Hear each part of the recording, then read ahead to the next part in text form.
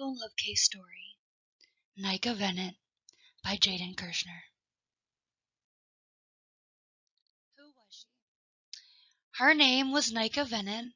She was a 14-year-old black girl who had been living at the Miami Gardens foster home at the time of the incident. She had been in and out of Florida's foster care system since she was only 6 years old. Nika's background. She was taken from her biological mother's custody when she was only 6 years old because of a report that she had been beating her with a belt. Records show that since that initial incident, she had also been sexually abused, psychologically evaluated, diagnosed with anxiety and PTSD, and was also medicated with Adderall and Zoloft, hospitalized with sickle cell anemia, was arrested for criminal mischief, and then expelled from her charter school.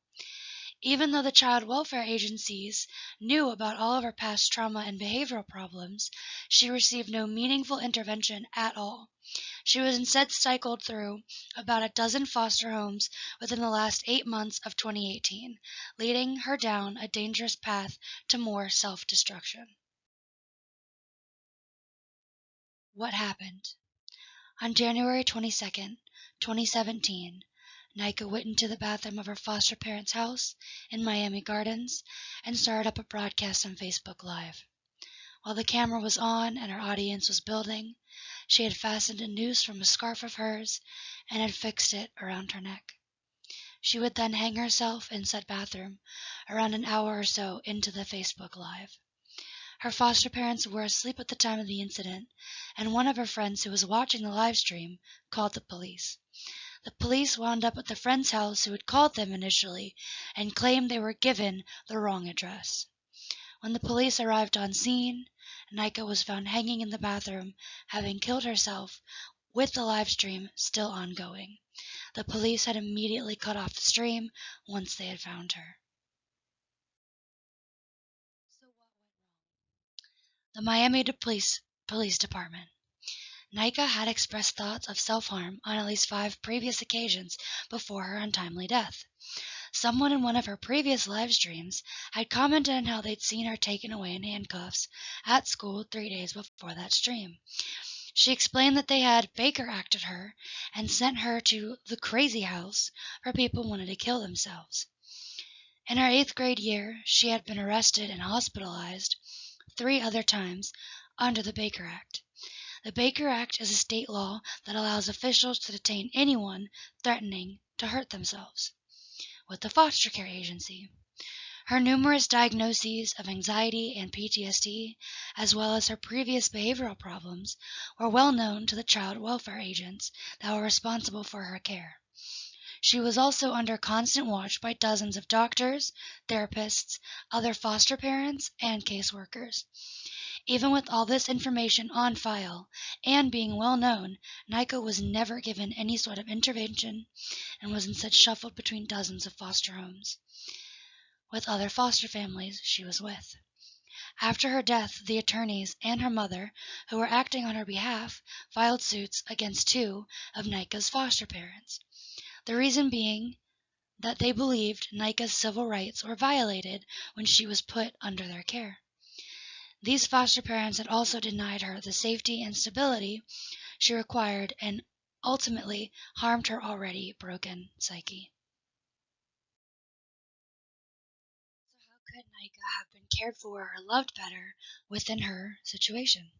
The foster care agencies that oversaw her needed to be more attentive to her diagnoses, past trauma, and behavioral issues, and instead of putting her in foster home after foster home, should have sent her to get professional help at a hospital or other facility.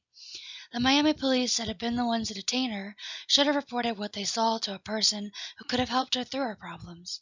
The foster families that she was put with, who refused to provide her with even the safety and stability she needed, should have been screened beforehand to see if they were even suitable to be foster parents. The foster family she was with when she had died should have been more attentive to her and should have kept a watchful eye on her the night she took her life. So what would have happened if the situation would have been different? If Nika would have been given a safe space for her to talk about her past traumas and abuse with her mother, she probably wouldn't have so many behavioral issues when she was younger.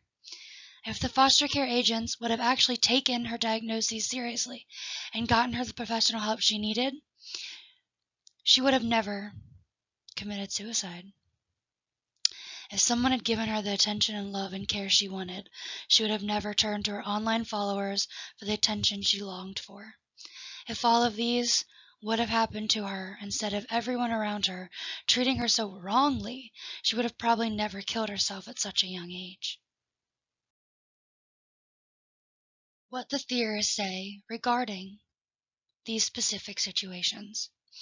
According to Hill Collins, quoted, domination may be inevitable as a social fact, but it is unlikely to be as an ideology within social spaces where Black women speak freely. She is essentially saying that if Black women have a safe space to speak freely with no fear of judgment, they will have a better self-love. If Naika would have had a place where she could talk to other Black women and get all that pain and trauma off her chest, maybe she would have never had such self-hatred. According to another theorist, Odazor, quoted, young Black female futures depend on defining and creating environments that will support of the loving of Black selves.